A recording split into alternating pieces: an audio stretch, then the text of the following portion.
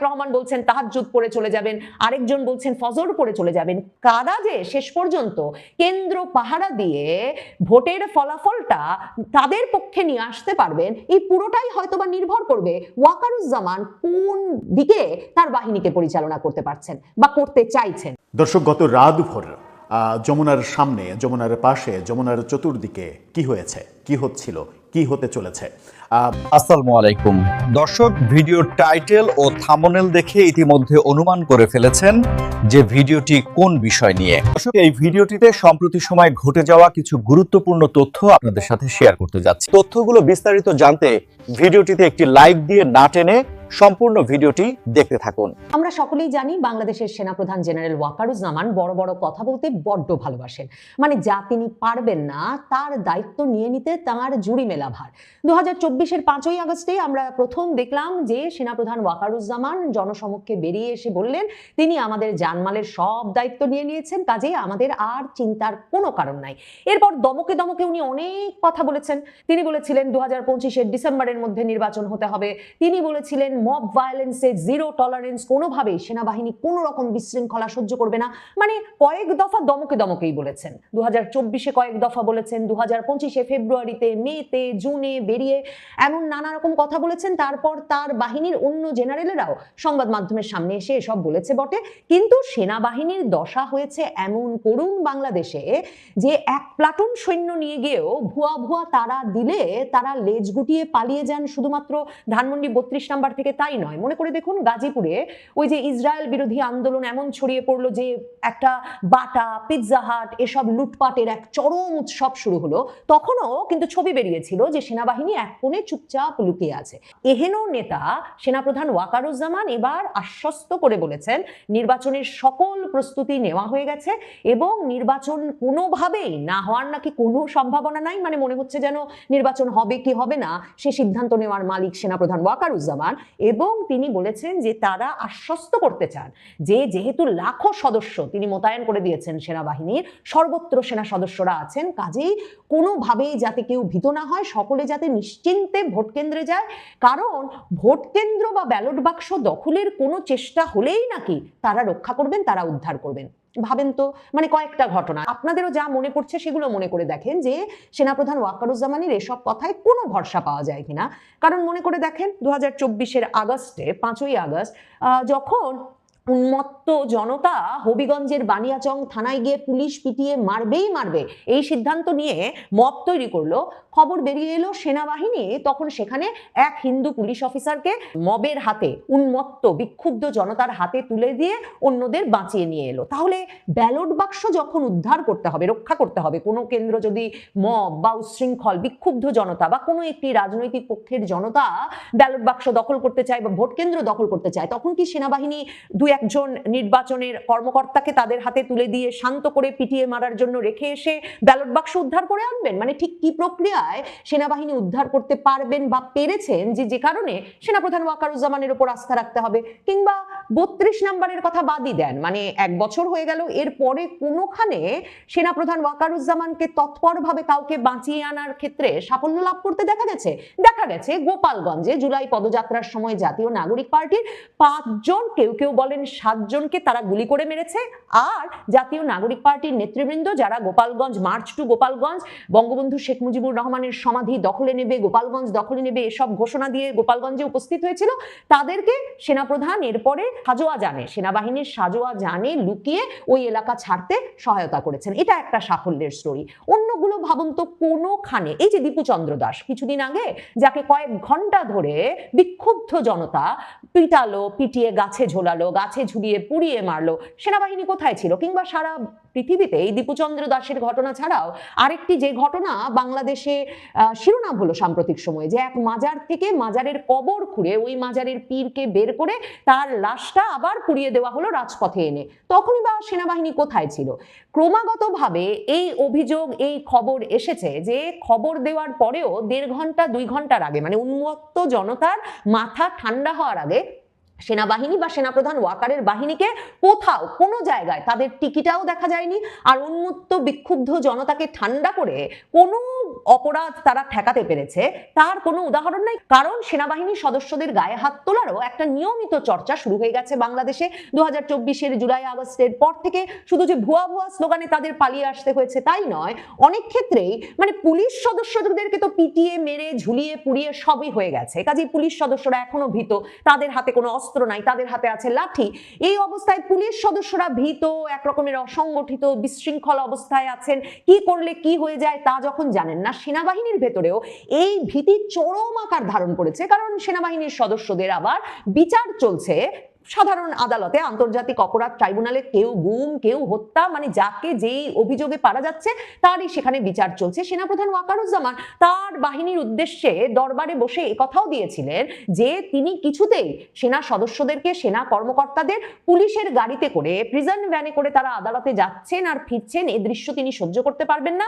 কাজেই সেটা তিনি যে কোনো মূল্যে ঠেকাবেন। সেনাপ্রধান ওয়াকারুজ্জামান সে কাজও পারেন নাই। তিনি একটা মাত্র কাজ মনোযোগের সাথে করছেন, যে কারণে আরো বিশ্বাস করবার কারণ নাই কেউ ভোট কেন্দ্র দখল করতে এলে, ব্যালট বাক্স ছিনতাই করতে এলে তিনি কিছু সক্রিয়ভাবে করতে পারবেন। কারণ তিনি 2024-এর 5ই আগস্ট যেমন জামায়াতে ইসলামীর আমিরকে, তখন দলটি নিষিদ্ধ, একটা বাংলাদেশের মূলধারা দল হিসেবে স্বীকৃতি দিয়ে জামায়াতে ইসলামীর আমির মামুনুল ইসলাম, হেফাজতে ইসলামের এদেরকে সেনা প্রধানের দফতরে নিয়ে এলেন, অন্তর্বর্তী সরকার গঠনের একটা শক্তিশালী পক্ষে পরিণত করলেন। সেনাপ্রধান ওয়াকারুজ্জামানের সাথে এই জামায়াতের আমিরের অত্যন্ত ঘনিষ্ঠ সম্পর্কটা কিন্তু এখনো বজায় আছে। মানে কে কার কথায় চলছেন সেটা নিয়ে এক একজন এক এক তত্ত্ব দিতে পারেন, কিন্তু স্পষ্টত তাদের সম্পর্কটা ভীষণভাবে সক্রিয় আছে। একদিকে যেমন জামায়াতে ইসলামীর ঘনিষ্ঠ ব্রিগেডিয়ার জেনারেল আজমি সংবাদ মাধ্যমে সাক্ষাৎকার দিয়ে বলেছেন যে সেনাপ্রধান ওয়াকারুজ্জামান তার সব কথাই মেনে চলছেন, কয়েক দফা তার কাছে হাত জোর করে ক্ষমাও চেয়েছেন যে যাতে তিনি সেনাবাহিনীর বিভিন্ন কর্মকর্তাদের বিচার আচার থেকে মুক্ত করেন। ব্রিগেডিয়ার জেনারেল আজমি রাজি হন নাই। কাজেই সেনাপ্রধান ওয়াকারুজ্জামান জানেন যে যে কোনো সময় তাকেও আদালতে 2024-এর জুলাই আগস্টে যাত্রাবাড়ি অপারেশন কিংবা যে কোনো ঘটনার জন্য, বা তিনি ক্ষমতায় থাকতে এই যে ব্রিগেডিয়ার জেনারেল আজমিকে সেনাবাহিনীর সদর দফতরে মানে ক্যান্টনমেন্ট এলাকায় গুম করে রাখা হয়েছিল, এমন যে কোনো অভিযোগে তাকেও জেলে ঢুকিয়ে দেওয়া হতে পারে, আদালতের বিচারের সম্মুখীন করা হতে পারে। কাজেই সেনাপ্রধান ওয়াকারুজ্জামান একটা সরু সুতার উপর দিয়ে সবসময় হাঁটছেন। এর মধ্যে জামায়াতে ইসলামীর আমিরের সঙ্গে তার ঘনিষ্ঠতাটা বজায় আছে, তিনি তাকে একরকম দয়া করে চলছেন, যে কারণে জামায়াতের আমিরও কিন্তু আবার এই যে তাদের নির্বাচনী ঐক্যটা ঘোষণা দিলেন জাতীয় নাগরিক পার্টির সঙ্গে, তার পরপরই জামায়াতে আমিরের সঙ্গে এই সেনাপ্রধান ওয়াকারুজ্জামানের সেনা ভবনে একটা গুরুত্বপূর্ণ বৈঠক অনুষ্ঠিত হলো, একেবারে 1 to 1 দুজনের মধ্যে। অন্যদিকে তারেক রহমানের সঙ্গে এখন পর্যন্ত কোনো আনুষ্ঠানিক সাক্ষাতের সুযোগ হয় নাই সেনাপ্রধান ওয়াকারুজ্জামানের। তারেক রহমানের দেশে আসাটাকে ত্বরান্বিত করতে মির্জা ফখরুল ইসলাম আলমগীর দিনের পর দিন সেনাপ্রধান ওয়াকারের সাক্ষাৎ চেয়েছেন, কোনো সাক্ষাৎ পান নাই। কাজে এখন হিসাব মেলান যে যদি ভোট কেন্দ্রের সামনে কোনো সমস্যা হয় তাহলে সেনাপ্রধান ওয়াকারুজ্জামান কোন পক্ষে দাঁড়াবেন তার বাহিনী নিয়ে, এবং হিসাব মিলিয়ে দেখুন যে 2024-এর আগস্টের পর থেকে তার সেনাবাহিনী কোন পক্ষে দাঁড়িয়েছে, মবের পক্ষে না মবের বিপক্ষে, উচ্ছৃঙ্খল জনতার পক্ষে না উচ্ছৃঙ্খল জনতার বিপক্ষে, সাধারণ জনগণের নিরাপত্তা নিশ্চিতে নাকি সাধারণ জনগণের নিরাপত্তাকে একেবারে নস্যাৎ করে দিয়ে বাংলাদেশের আইন শৃঙ্খলা রক্ষা পরিস্থিতিকে মানে ইতিহাসের মধ্যে সবচেয়ে ভলাটাইল, সবচেয়ে একরকমের দুর্গত পরিস্থিতিতে নিয়ে যেতে কোন দিকে কাজ করেছেন সেনাপ্রধান ওয়াকারুজ্জামান। কাজেই ভাববার কোনো কারণ আছে? সেনাপ্রধান ওয়াকারুজ্জামান যখন বলছেন সুষ্ঠু নির্বাচনের স্বার্থে নির্বাচনের সঙ্গে সংশ্লিষ্ট অসামরিক প্রশাসন ও আইন শৃঙ্খলা রক্ষা বাহিনীকে যে কোনো প্রয়োজনে বাংলাদেশ সেনাবাহিনী যে কোনো সহযোগিতা দিতে প্রস্তুত, এখনো তার 1 লাখ সৈন্য সারা বাংলাদেশে কিন্তু মোতায়েন হয়ে গেছে। কিন্তু আজকেও যদি মানে 1 লাখ সৈন্য যে মোতায়েন থাকবে সারা বাংলাদেশে, এবং সেনাপ্রধান ওয়াকারুজ্জামান গলা ফুলিয়ে বলেছেন যে এবার প্রয়োজনে সরকারি প্রশাসন যদি তাদেরকে গাড়ি দিতে না পারে, সেনাবাহিনী নিজে খরচ করে গাড়ি সংগ্রহ করে তারা সারা বাংলাদেশে টহল দেবে যাতে জনগণ নিরাপদ বোধ করে, এবং 1 লাখ সৈন্যের একটিও কম মোতায়েন নাই। এখন নির্বাচনের দিন যতজন মোতায়েন থাকবেন এখনো ততজন মোতায়েন আছে। কিন্তু এখনো যদি সংবাদপত্রের দিকে তাকান তাহলে দেখবেন যে আজকেও বাংলাদেশে শুধুমাত্র যে যমুনার সামনে ব্যাপক মানে আন্দোলন হয়েছে সরকারি কর্মকর্তাদের নামে, হাদির বিচারের দাবিতে আরেক আন্দোলন চলছে যমুনার সামনে লাগাতার অবস্থান, সেগুলোই শুধু নয়, টেকনাফে বিএনপি প্রার্থীর প্রচারণায় গুলিবর্ষণ হয়েছে, কিশোরী শিশু সহ আহত হয়েছে 5। এছাড়া বিভিন্ন জায়গায় ক্রমাগতভাবে গত কিছুদিনে গুলির ঘটনা ঘটেছে, অস্ত্রবাজির ঘটনা ঘটেছে। সপ্তাহখানেক আগে বিএনপি সমর্থকেরা জামায়াতের এক নেতাকে ইট দিয়ে মাথা থেতলে খুন করেছেন একটা নির্বাচনী সমাবেশের ভেতরেই। তো তাহলে এই যখন পরিস্থিতি, তখন মানে 12 তারিখে কি স্পেশাল মানে নিরাপত্তাটা দিতে পারবেন ওয়াকারুজ্জামান? কারণ মনে রাখতে হবে যে 1 লক্ষ সৈন্য বা 1 লক্ষ সেনা সদস্য বাংলাদেশের নির্বাচন পরিচালনায় কাজ করছেন বটে, কিন্তু বাংলাদেশের ভোট কেন্দ্রের সংখ্যা কিন্তু 42,000-এর বেশি। তো তাহলে প্রায় 43,000 ভোট কেন্দ্রে 1 লক্ষ সৈন্য কাজ করছেন, সেনাবাহিনীর সদস্য। তার মানে এক একটা কেন্দ্রে কিন্তু জামায়াতে ইসলামী যেমনটা চেয়েছিল 5 জন সেনা সদস্য থাকছেন না। তার মানে এক একটা কেন্দ্রে হয়তো 2 জন করে থাকতে পারবেন, কারণ সকলে তো আর ভোট কেন্দ্রই পাহারা দেবেন না, আরো নানা ডিউটিতে তো বেসামরিক প্রশাসনকে সাহায্য করতে তারা কাজে লাগবেন। কিন্তু খুব উল্লেখযোগ্য ঘটনা হচ্ছে, অন্য প্রতিবার ম্যাজিস্ট্রেসি পাওয়ার কিন্তু সেনাবাহিনীকে দেওয়া হয় নাই। স্ট্রাইকিং ফোর্স হিসেবে মানে বেসামরিক প্রশাসন নির্দেশনা দিলে তারা এগিয়ে আসবেন, এই এখতিয়ার দিয়ে সেনাবাহিনীকে ভোট কেন্দ্র থেকে বেশ দূরে রাখা হতো এবং 42,000 থেকে 45,000 সেনা সদস্য মোতায়েন থাকতেন।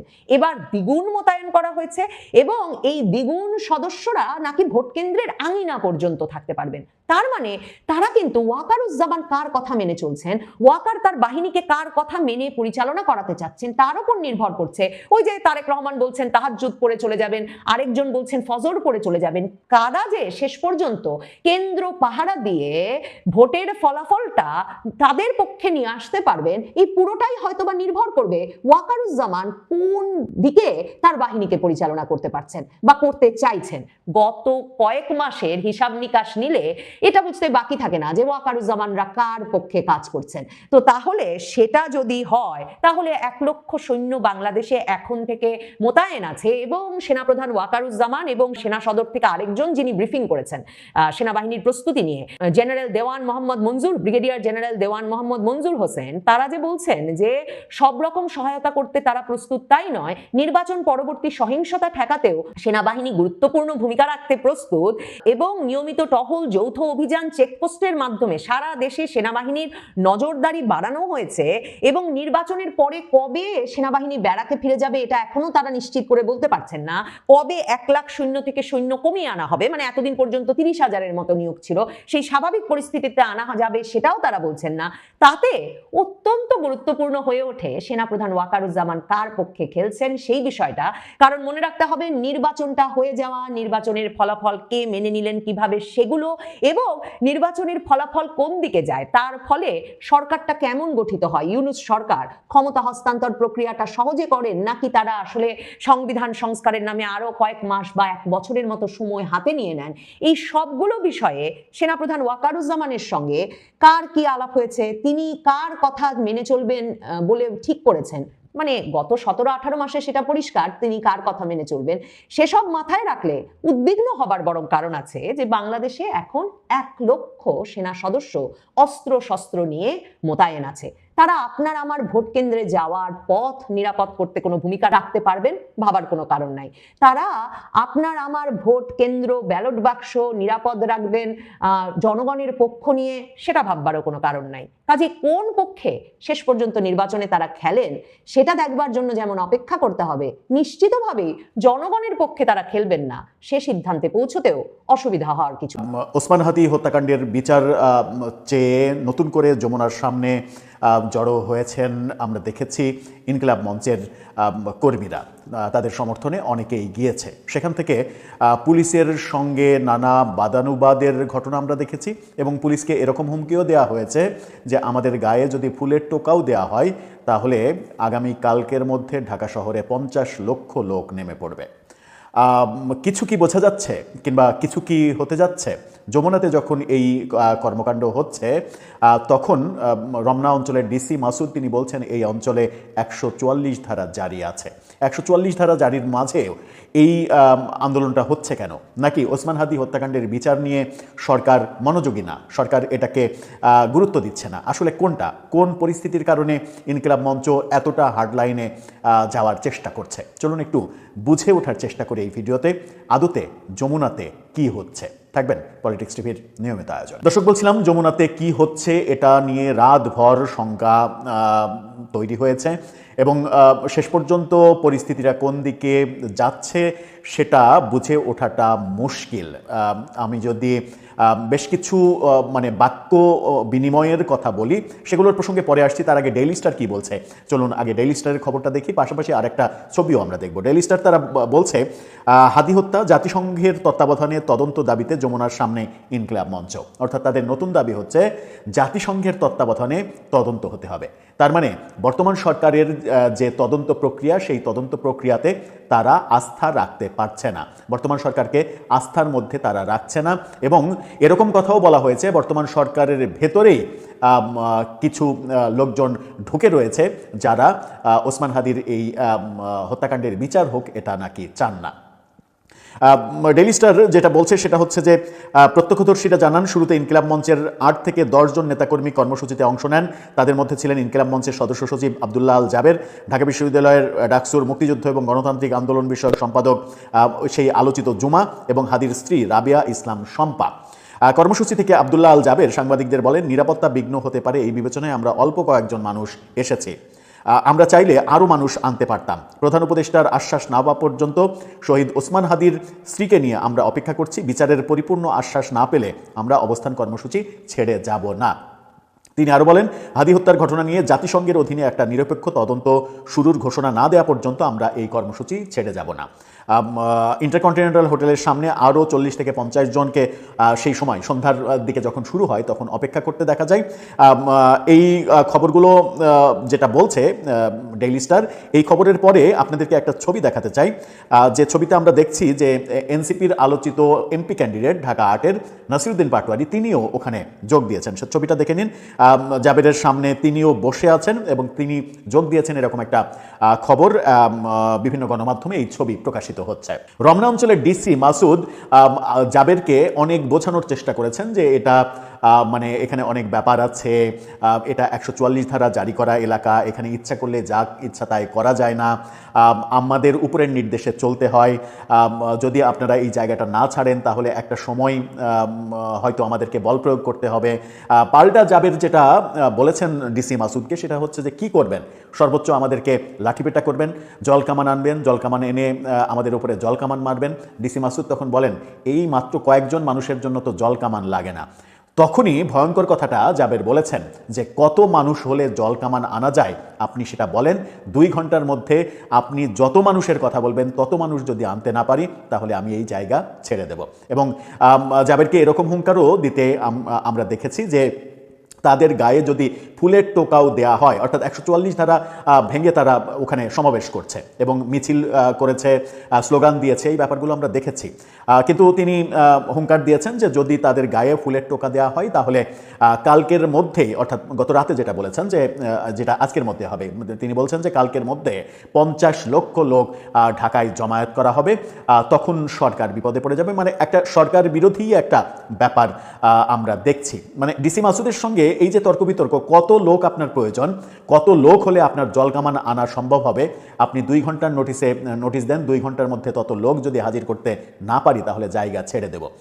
এবং সেখান থেকে এরকম আহ্বানও জানানো হয় যে যমুনার আশেপাশে যতগুলো রাস্তা রয়েছে সব রাস্তা যেন ওসমান হাদির সমর্থকরা তারা যেন বন্ধ করে দেয়, বন্ধ করে প্রতিবন্ধকতা তৈরি করে, সেখানে যেন সমাবেশ করে, এরকম ঘোষণাও আমরা দেখেছি।